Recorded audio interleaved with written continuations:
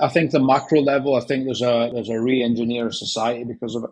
And when I drill down into business, I think there's a re-engineer of business. So I think there's going to be a complete reshape. I think back to that strategic piece, it's how does it work for us effectively, and then trying to create that clarity of that message, and then meeting it head on with the ability to adapt and change. I think the acceptance and helping society accept that there is going to be a re-architecture, but doing it in an open and honest and transparent, real way. And I think what we'll get, even with that approach, I think there are some real challenges with that approach, because there will be a gap between knowing who you want to be and understanding how you get there, the stuff that happens between.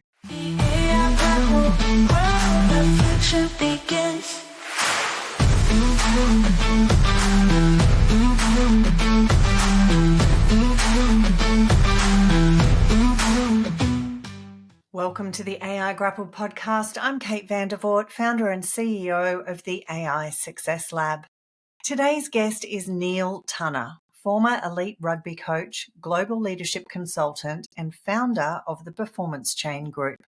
Neil helps leaders across Australia and North America steady their teams in a world shaped by AI, and he brings a clear, grounded voice to a space crowded with noise. In this conversation, Neil cuts straight to the heart of what leaders are wrestling with right now. We talk about behavioural consistency when everything else is moving at speed, why AI won't replace good leaders but will expose weak ones, and the fear that spreads when people don't have clarity.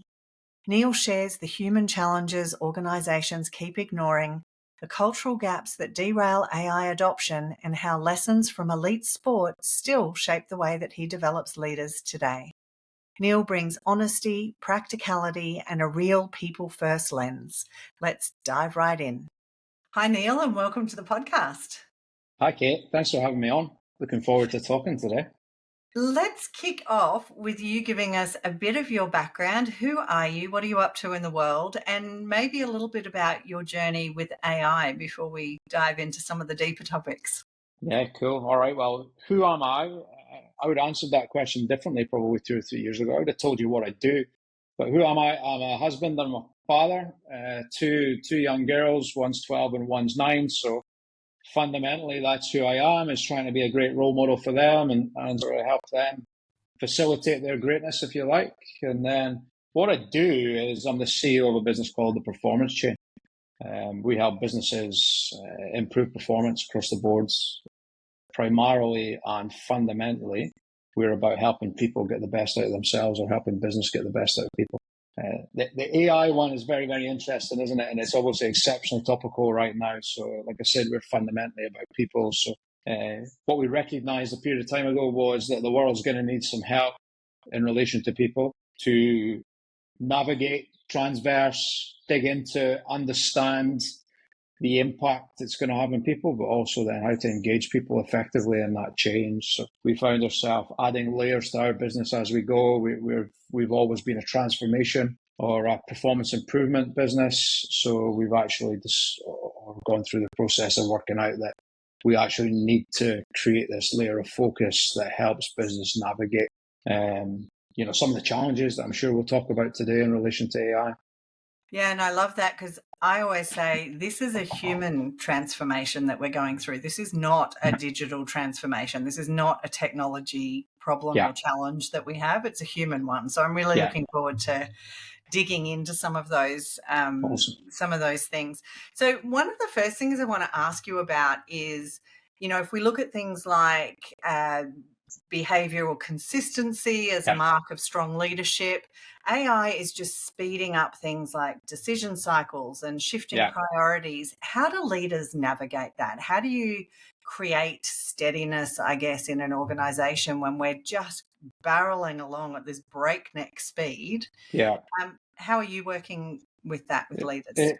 It's really interesting point, Kate. I just came back from a trip to Chicago where I spent some time with some recruiters who they put top-end execs, senior leaders into businesses like Google and Apple, even NVIDIA, and these kinds of companies that are obviously right at the front end of it all.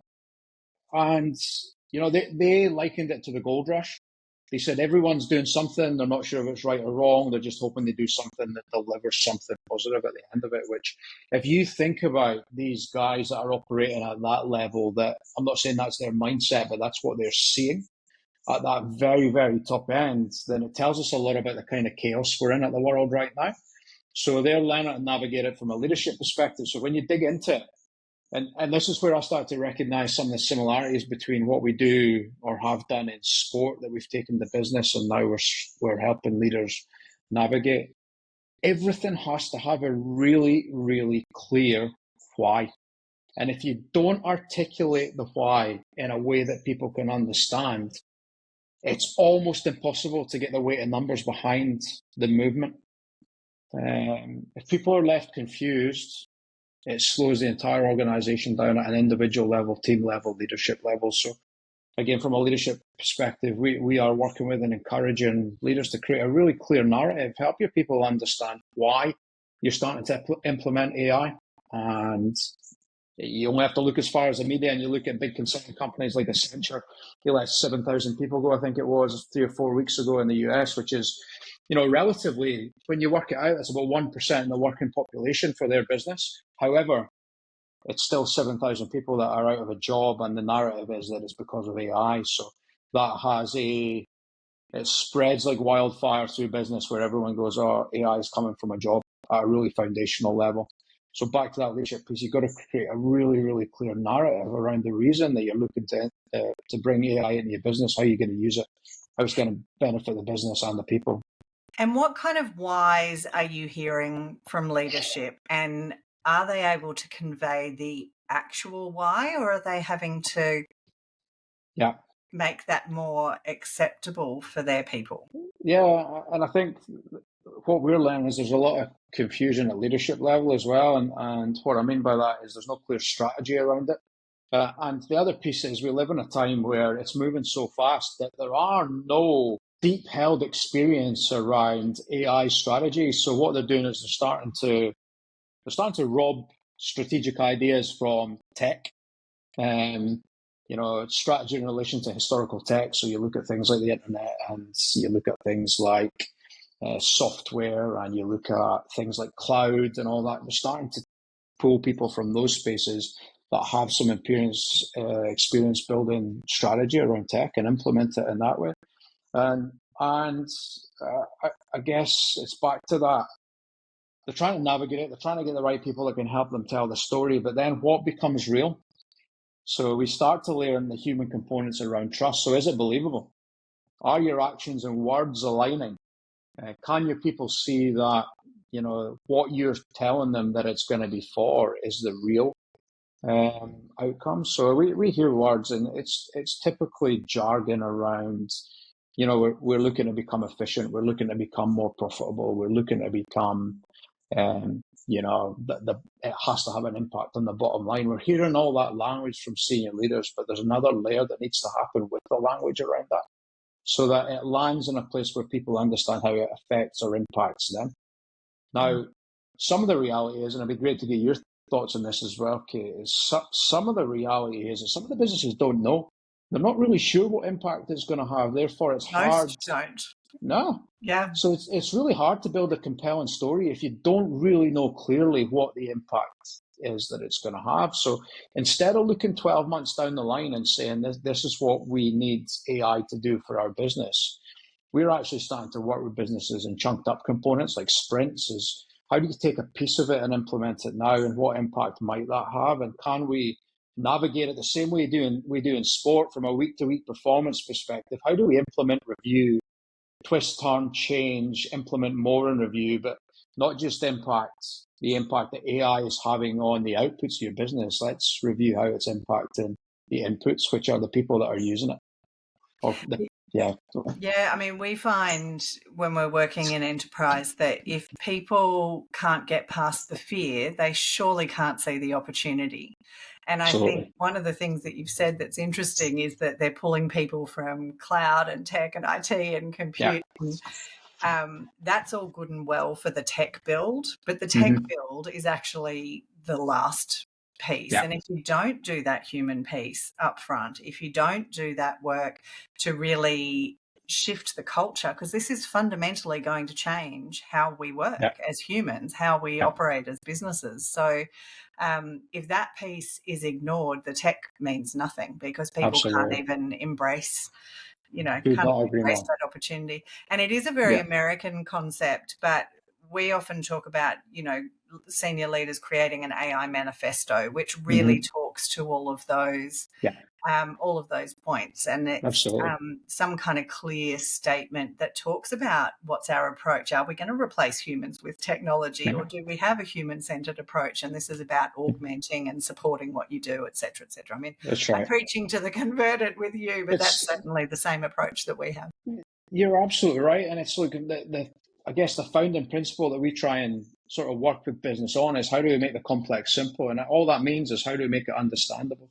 So people can get their head around it, and that goes right at the heart of fear. We can't, and the other thing is, we can't always give people clarity.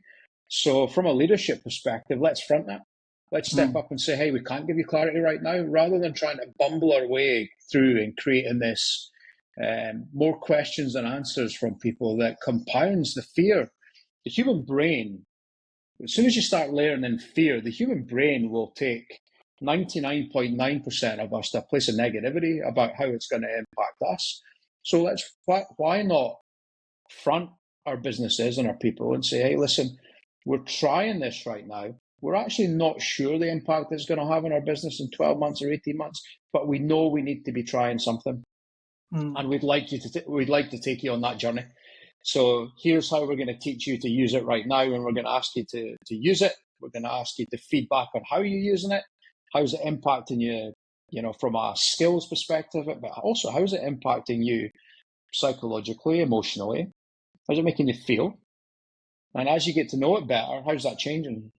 And then you can build your narrative and take your people on the journey. And look, we're obviously very biased, Kate. We're a people business, and the whole recognition that we need to work in this space and add that to our business is coming from understanding people deeply, and not only who they are, but what they need to be able to function effectively. Because again, if we go back to AI comes into the business and it's going to be the silver bullet around productivity, there's a period that could be, don't get me wrong, it's going to move fast, but there's going to be a period where there certainly has to be a deep held relationship between people and AI.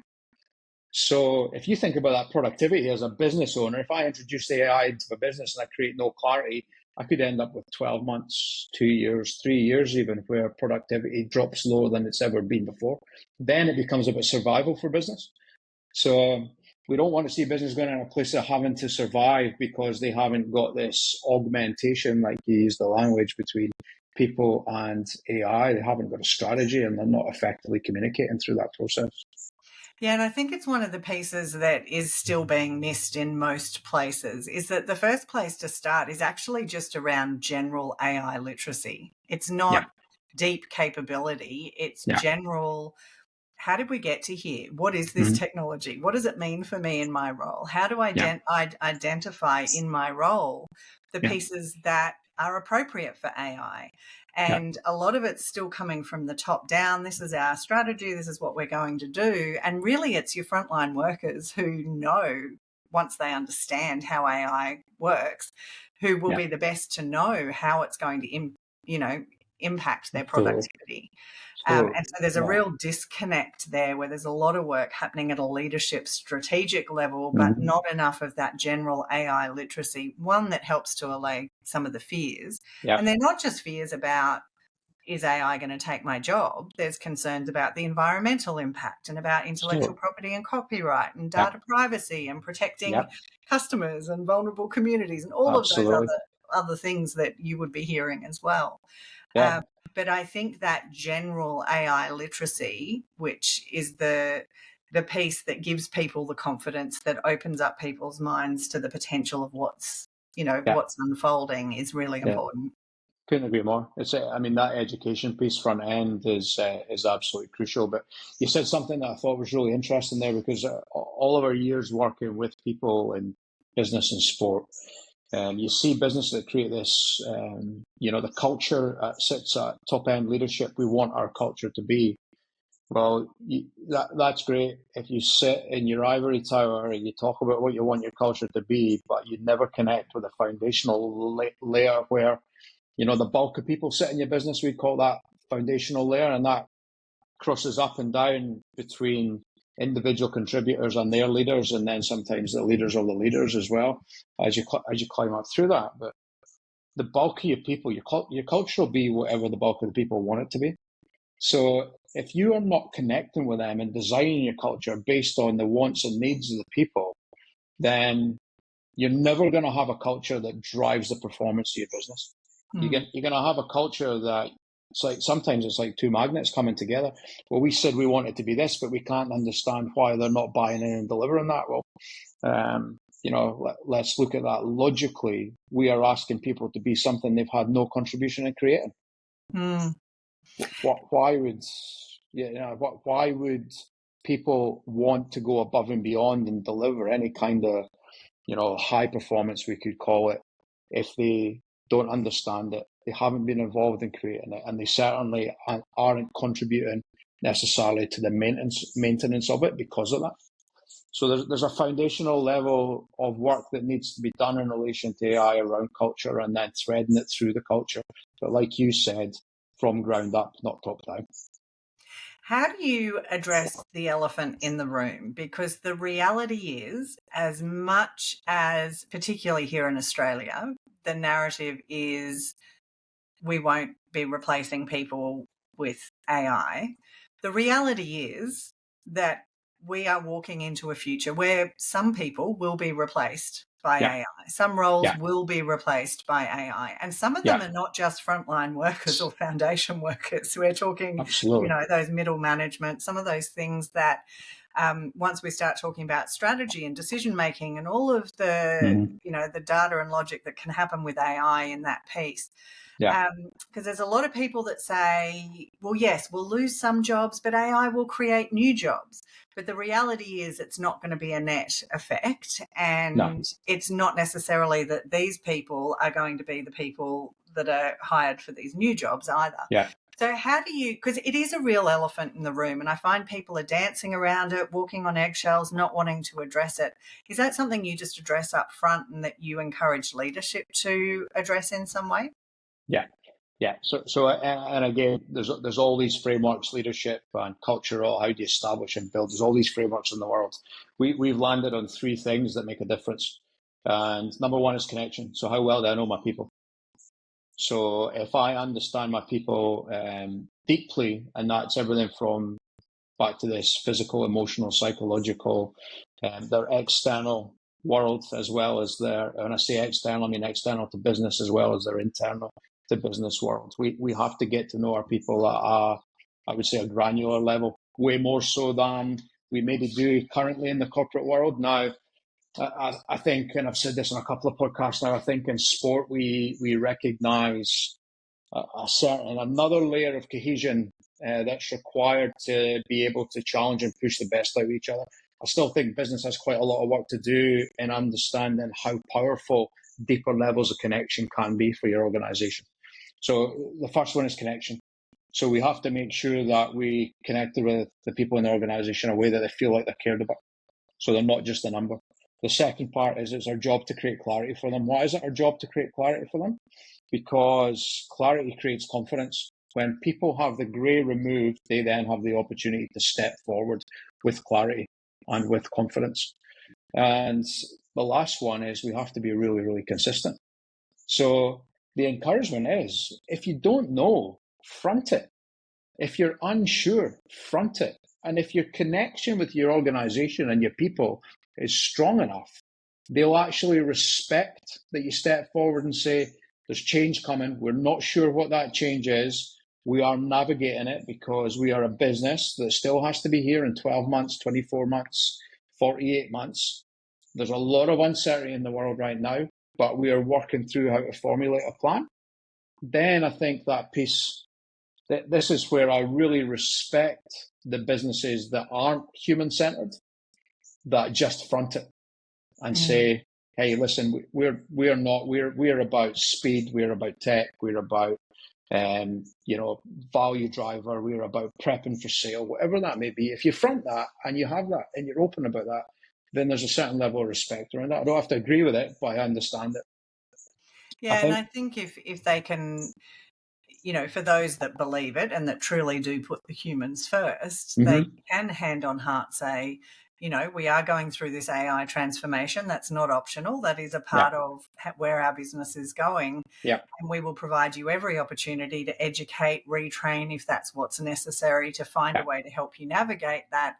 And for some of you, that may be here, or it might set you up for the future of where you're going. The other piece of layering in around there is that there will be a restructure, a re-engineer, a re-architecture of the workplace. And while it's not going to be net zero, it's not going to be there's one in, one out for a new type of job. There is going to be a reskill and an upskill or a change of skill within an organization. So I think, again, if you front that and say, hey, listen, there is going to be new opportunity. We're not sure what they are right now, but we're actively looking at integrate AI, and we're conscious that we will have to reshape other areas of the business in relation to people. So we are going to make sure that you're educated along the way, you understand it, but you're also front-ended with really clear information on where we're going so that you can look at what the future has and explore whether that's of interest to you as well. Yeah, we're starting to see some of those case studies already where it's been poorly managed. So won't name the bank, but particular bank here in Australia who had staff train AI to do their jobs and then let them all go. And the customer backlash was so immense that they had to madly rehire people again. And so it's going to be a bumpy ride for a while as we navigate this. Do you focus much on that resilience piece or helping people figure out how they're going to navigate what is whether you keep your job or you don't? Definitely. How you navigate that, because I think it's something that strikes me all the time from that human perspective is how are we as humans going to navigate this unprecedented time of change? Yeah, I think it's a really good question, because that resilience piece, I would bring it back to almost the way that I answered your first question for me today around the introduction piece is, how do we separate who we are and what we do? And all I mean by that is, how do we help people understand their value? And if you're hinging your entire life's value off of what you do at work, you're probably in a pretty tough place. However, if you recognize, the value that you bring in all of the components of your life as a person, but also with a skill set, then we've actually then got a foundation to shape a mindset whereby, look, there is change going here. I think I can cope with the change. I'm willing to explore what that change looks like, versus my whole existence sits and relies on my job as an analyst with one of the banks. Then I'm sitting going, if I get that taken away from me, there's no point in me being around. I don't exist anymore. So we can split that up and shape that and help people explore, who they are and what they bring to the world, as well as what they do at work. Then we've got a chance to the psychological side of layering in that resilience as well. I'm not hinging everything on that. Doesn't mean it's not difficult. It doesn't not mean it's not hard, but then you can develop the skills around navigating it when it becomes difficult. So I know one of the things that you've said is that AI won't replace good leaders, but it will expose weak ones. So maybe tell us a little bit more about your thought process behind that, and where is that exposure happening? Like what are the functions or the parts of leadership where that's really starting to show already? Yeah, I think when we look at leadership, I think it's really, really important we make that differentiation between leadership and management. So leadership for us comes right back to people, and it always comes back to people. So if I sit with a business, and I've done this 1,000 times in the last few years, is what do you lead? And they start to talk about what they do. And they start to talk about the process and system that they use, versus this is the group of people that I lead. I'm responsible for them and their inputs and outputs, development, growth. The delivery of strategy as well in relation to business falls under that leadership piece. But I think what we see in terms of not replacing leaders, I think we're always and again, I'm optimistic, I'm hopeful. I think most industries are going to still need human to human leadership at some point, and or somewhere on their delivery model, if you like. I think what it'll start to do is AI will start to create space for change in that space as well. And I'll give you an example. We're part of a group here called Mindshop, and it's an advisory suite and system that supports what we do. And I came off a call this morning around the integration of AI in that system, and there's some really, really cool stuff that I saw from a leadership perspective around the creation of coaching plans, if you like. So you and I could have a discussion. I can capture the whole discussion on AI, so I don't have to be sitting head down taking notes anymore. I can then take that transcript and I can put it back in the system and say, hey, listen, based on what we've heard today, what might be a good starting point for us in a coaching relationship? Now, I've done that historically. We would call it IDPs in sport, and I'd develop an IDP with an athlete off the back of, watching 60 hours of game footage, sitting down with them and doing 6 or 7 interviews. And it might take me 3 months to build an accurate IDP. It doesn't mean they're not working on things as they go, but the specifics of that IDP take some time to build. There's now a way for us to create that much faster. Therefore, we can influence the development much faster. So I look at it through that optimistic lens as a leader, whereby as a true leader, and I'm responsible for the growth and development of the people in the business and creating that environment where they feel like they can grow and develop, then I can accelerate the speed of that development potentially by it's becoming... one of my... Sorry, now you go. I was going to say, it's one of my favorite things to do with senior leaders. So I do AI mentoring with senior leaders so that they've got a safe place to ask all the silly questions and love it. really, really get a handle on what this transition means. But one of my favorite ways to introduce people to that is to develop a co-CEO or a co-leader or a co-manager that we train on who they are as an individual. What are they? So you can upload all of your personality and leadership profiling, so that you're actually aligning AI not just to the business but to you as a human being, so that it actually works with you in the way that that you best work. And once you get that alignment to not just the individual but then to the business and then to the customer or whoever the stakeholders are, that's where the true magic happens. But it's such a great way to introduce senior leaders in particular who might not have had a lot of experience with AI, because they get that real personal understanding of, what if all of my staff had this capability or capacity or support with AI?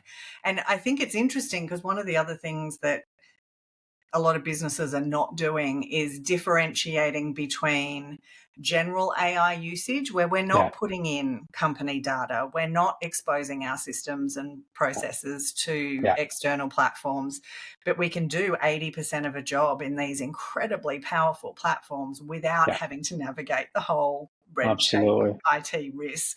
And then that personal alignment, that if each individual is working with AI in a way that increases their productivity, that really enhances who they are as a human. And then you've got the tech IT build of your customized whatever AI solutions those are internally. And I think a lot of this gets lumped all in one bucket, and you can't navigate all of that at once. So I just add that in terms of the leadership piece. And I love what you're talking about, because it's back to that augmentation word. So it's how do we put people and AI side by side and show the value both ways? That process that you're talking about there, where you teach the individual and the system learns about the individual, therefore it can support the individual. And then you take that and tie it together with organizational, and then you put the customer into that journey as well. You're now talking about a service provision that supports outcomes while still supporting the growth, the understanding, knowledge, experience of the individual. And that's, like, for me, that's utopia in terms of where this all stuff goes. Now, I'm a utopian, I'm an optimist, but I'm also a realist. And you're right, there's going to be business. I'll give you an example, actually. We do some work with a guy in the UK who got the opportunity, he's a professional athlete still, And about 18 months ago, he got the opportunity to walk around an Amazon factory, and he couldn't believe the number of people that were still there, literally production line, packing boxes, sealing them up, getting them out.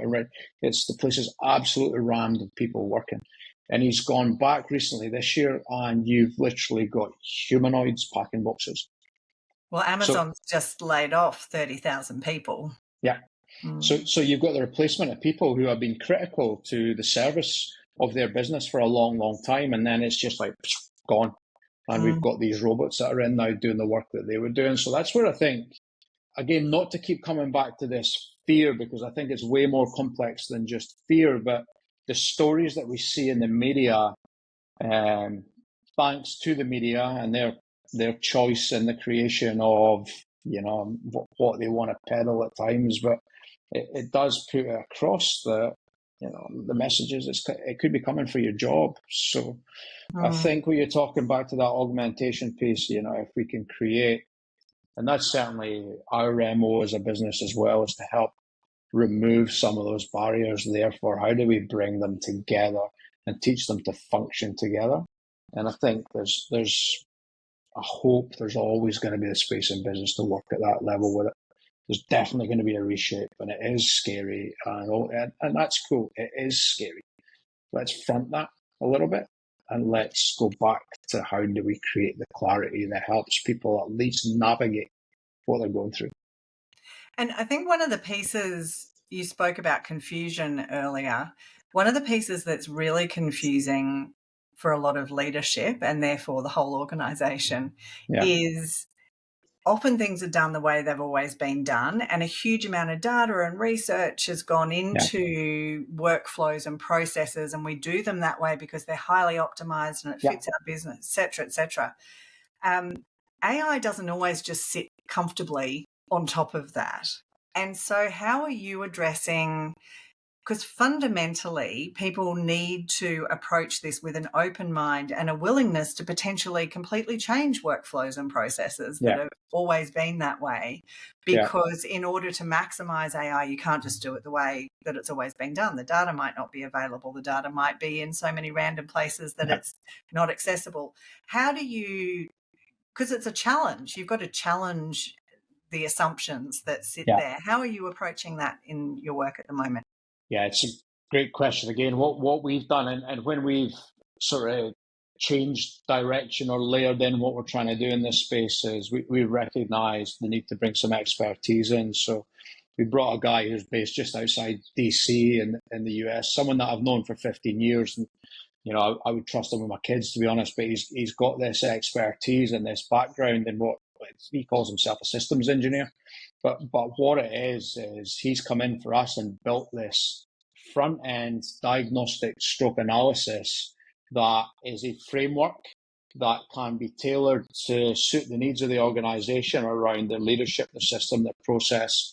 And when I start to talk system and process, I'm also talking about, their culture, their leadership, their teams, as well as the operational process. So I say we, because he's part of us, but it's his expertise he's come in and built this tool for us that's supported by AI that allows us to really analyze where the roadblocks are. And it's from a very, very human-centered approach again. So it's a mix of qualitative and quantitative.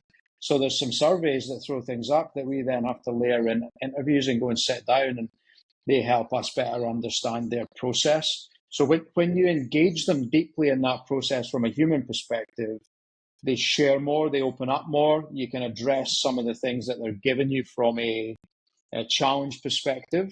But what it does is it gives you some outputs from and I'll use the word a dashboard. It gives us a dashboard that tells us exactly where to work in terms of helping the business navigate that. And it could be, one of the examples I give you is, we did some work here in Australia where there's a commercial subscription to ChatGPT, and then they gone and bought 2 other subscriptions that actually have ChatGPT inside them as well.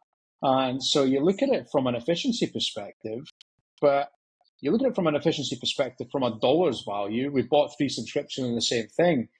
But if you think about a human sitting looking at, well, I've got that in that system, I've got it in that system, I've got it in that. How do do I use it here? Do I use it there? How does that work? And if you don't create that clarity around how you actually use that effectively again, then you're slowing down the productivity in your business. So the system that Tyler's built for us allows us to be really, really pointy in our analysis and diagnostic, and ultimately create a report that tells us where we should start working with that business.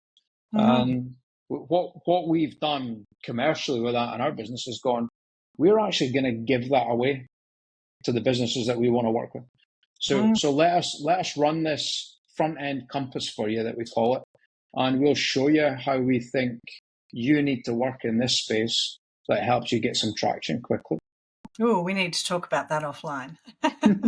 We can do that. Sounds very interesting.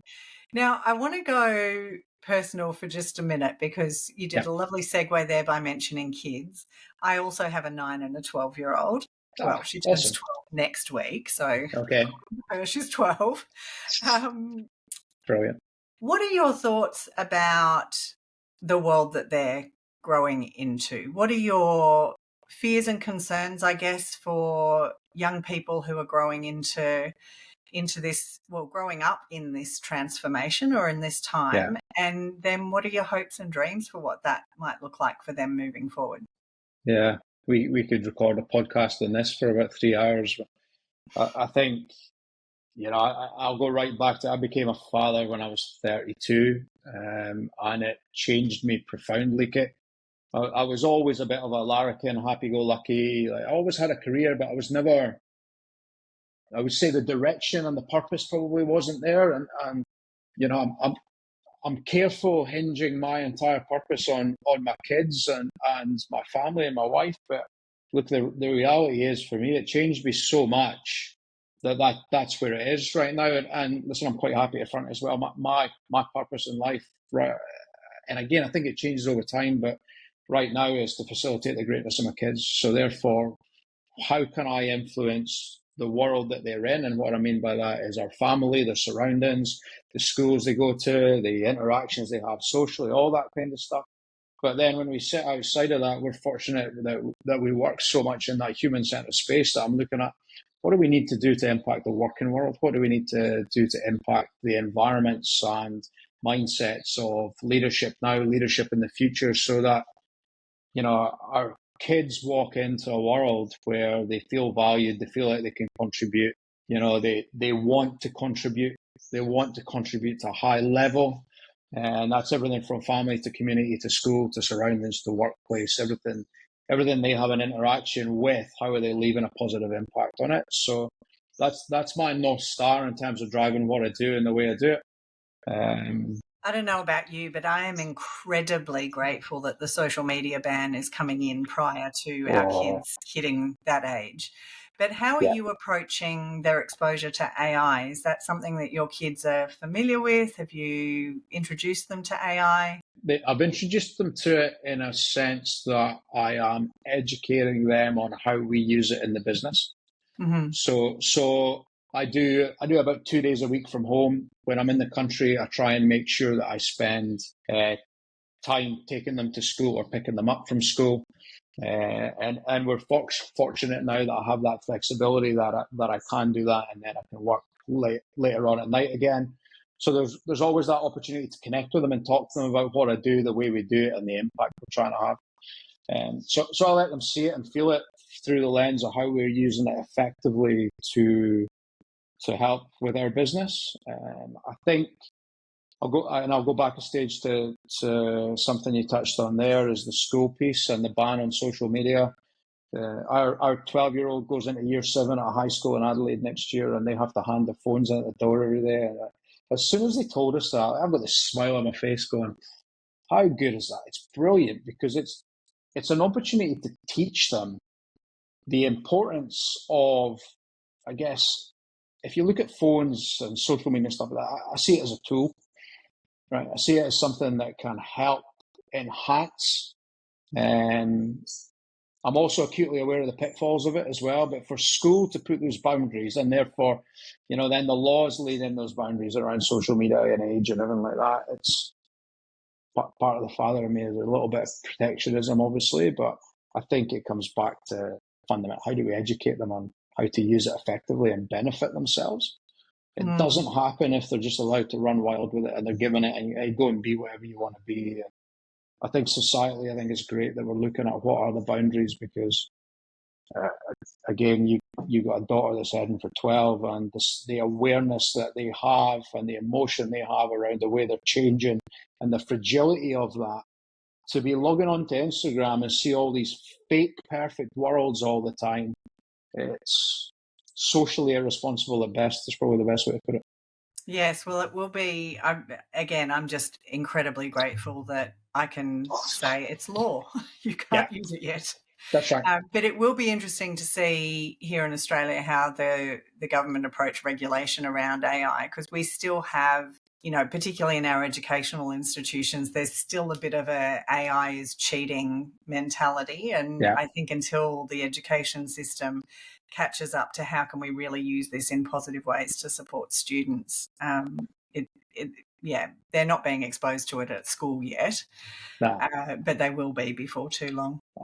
I could get on my soapbox here around education. I think let's save that for another podcast. But responsibly wise, we're supposed to be preparing humans to integrate in the community and be successful. So the direction it's going, they better change their game pretty quickly. Otherwise, they're not delivering on what education's there to do. And AI is going to be such an important part. And it's going to change.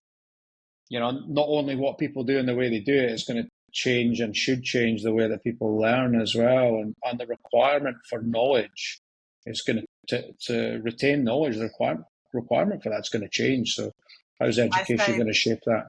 I say this on just about every podcast where education comes up. I have this utopian view of an education environment where AI is always on in the background and it is able to ascertain which students are paying attention, not from a monitoring perspective, but how are students actually tracking on their learning day to day, minute by minute, so that we move away from this homework and assessments and trying to capture their knowledge in one small slice, but that it's every day. And I've said this so many times on the podcast, but my 11-year-old is incredibly bright, but freaks out about assessments. And you put her in front of an assessment, her mind goes blank, she gets fight or flight, she wants to run out of the room. And that is not fair on that little human being to put that amount of pressure in a way that just doesn't work with the way that she is in the world. But to actually have AI doing personalised learning that gives her examples that are relevant to her around dance and netball and the things she loves, and that actually engages students in a way that teaches them through doing and really practice. Anyway, I'm sure we're somewhat aligned around that. We absolutely are, and it's the same in business. If we were working in business and the business create a development plan for you, that development plan should never be exactly the same as the person next to you. It should be designed in a way that it's getting you the learning outcomes that you require, but how it gets those learning outcomes for you completely different than the person next to you. And that's one of the things that I'm really excited about with AI. If we harness it effectively, is we can absolutely become more specific to the needs of the individual in terms of developing and growing people. Again, and I'm more than happy to share this. I got diagnosed with ADHD 6 months ago, and it was like this moment in my life where that explains so much. There'd always been a question mark over it, but it explains so much. So I go back to, I reflect and I go back to my school years. I wonder what it would have looked like if there was a tool like AI that could have supported the way my brain functions. Not prepped everyone the same way to remember some information on a day where you're absolutely cacking yourself about an exam and your ability to remember the information that might come up in an exam, because that's not learning, that's not genuine learning, that's learning how to remember.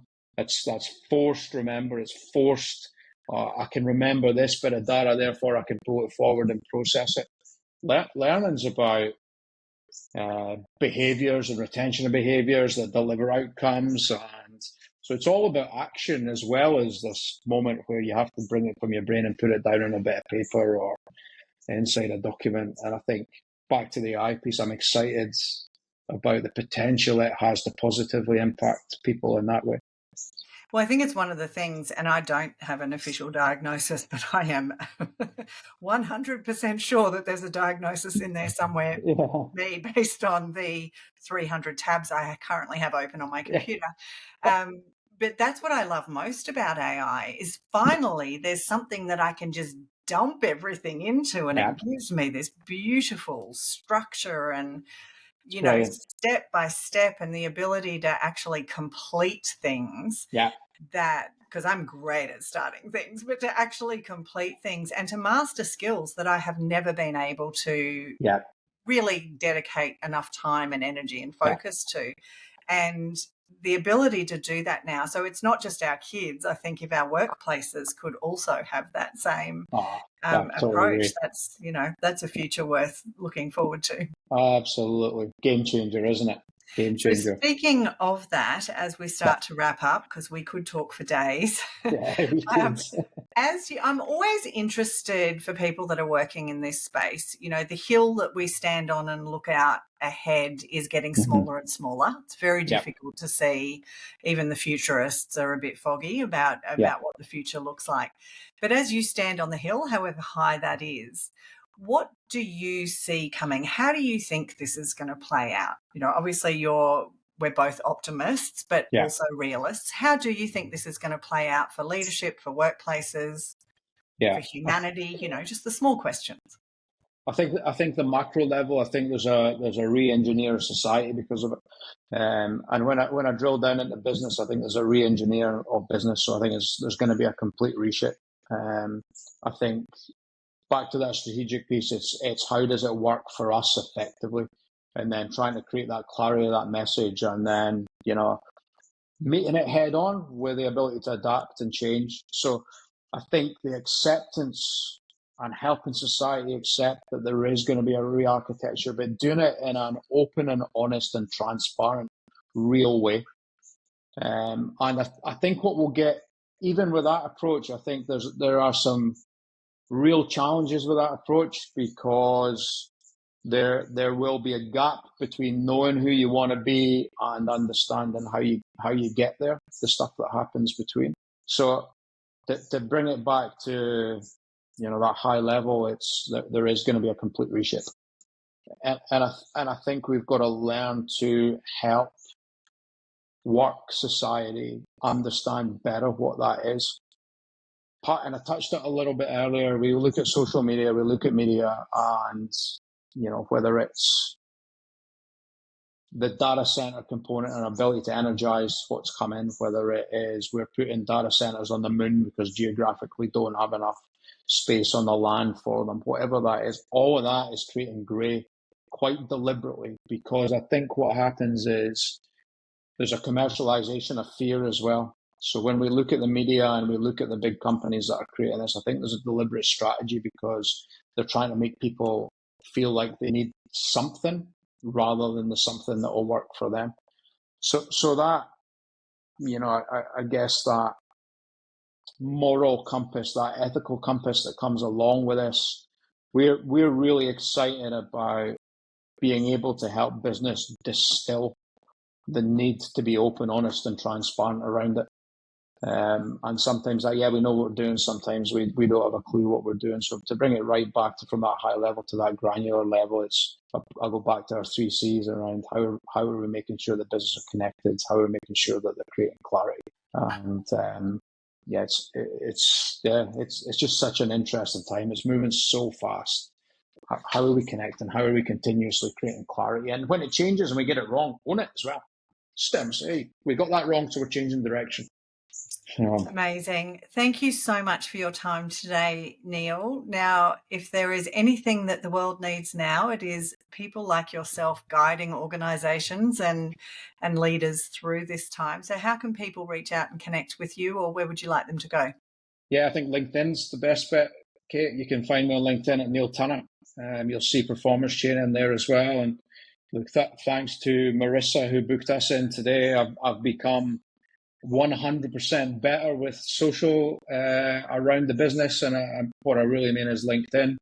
I've become 100% better, but I've still got about 10 million% to improve. So If anyone wants to reach out, by all means, reach out in their private message. And once we connect, I'm happy to share email addresses and even phone numbers.